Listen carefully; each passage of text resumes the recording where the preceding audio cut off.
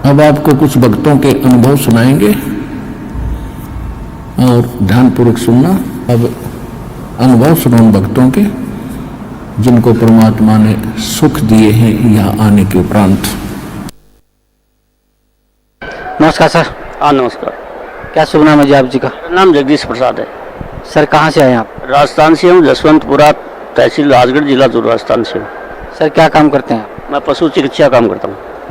Sir परम संत सतगुरु रामपाल जी महाराज के शरण में आने से पहले आप कौन सी भक्ति करते थे?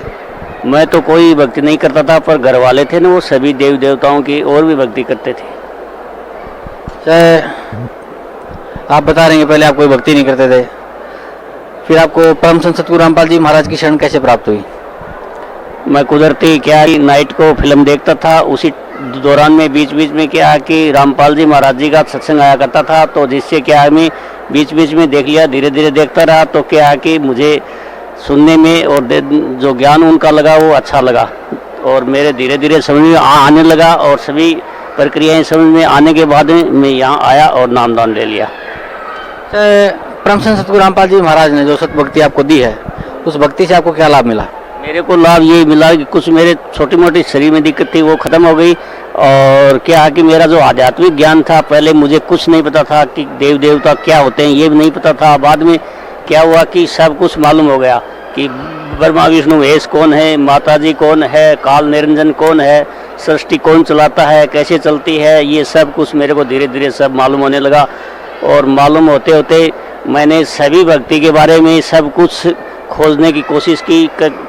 कबीरपंथी जितने भी ग्रंथ हैं वो सभी मैंने पढ़े, और धीरे धीरे देखता रहा उसमें क्या कि कौन क्या कर रहा है। तो क्या है कि ये जो एक तो 12 पंथ हैं, इनमें क्या है कि जिस प्रकार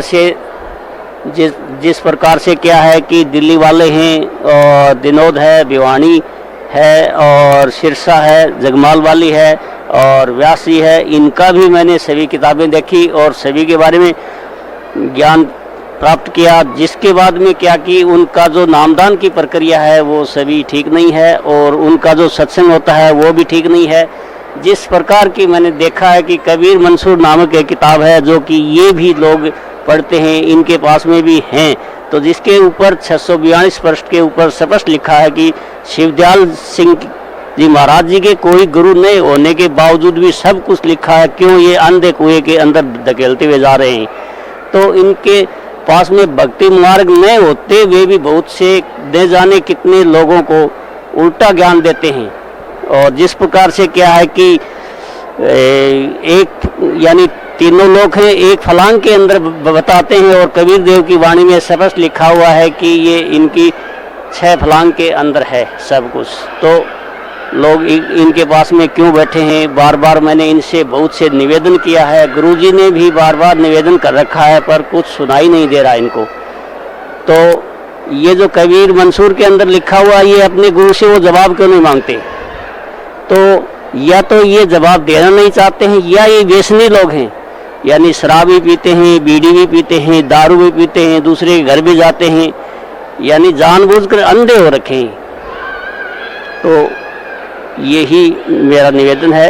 पहले आप कोई भक्ति नहीं करते थे, उसके बाद आपने परम संत सतगुरु रामपाल जी महाराज से सतभक्ति प्राप्त की।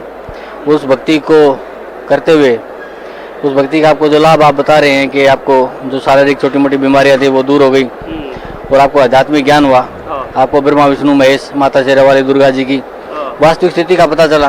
तो क्या आप हमारे दर्शकों को बता सकते हैं कि ब्रह्मा विष्णु महेश और दुर्गा जी की क्या स्थिति है आध्यात्मिक मार्ग में? आध्यात्मिक मार्ग में ये है कि मान लो ये एक प्रकार से 5 ठग हैं, और इन्होंने सारी सृष्टि को क्या है कि भ्रमित कर रखा है, मूर्ख बना रखा है। तो यह जिस प्रकार से क्या है कि ब्रह्मा जी हैं, वो ब्रह्मा जी ने भी अपनी खुद की जो लड़की थी उनको भी नहीं समझ सके, और एक कोली भर ली थी, और ऐसा ज्ञान है। और भस्मासुर ऋषि थे, शिव जी के पास से भस्मा कड़ा ले लिया था।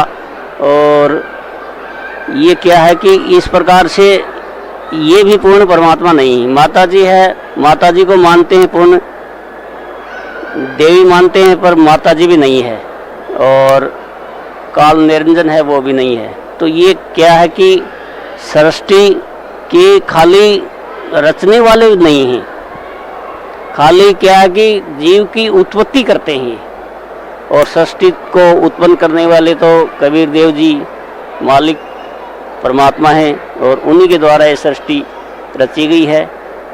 यही कर सर भगत समाज को क्या संदेश देना चाहते हैं आप? संदेश में यही देना चाहूँगा कि जो सभी जनता है वो काल के भ्रमित हुई पड़ी है, पांचों ठगों के अंदर ठग रखा है। तो क्या कि एक बार रामपाल गुरु जी के पास में आके नामदान लें और उचित भक्ति के मार्ग में कुछ ज़रूर खोजें।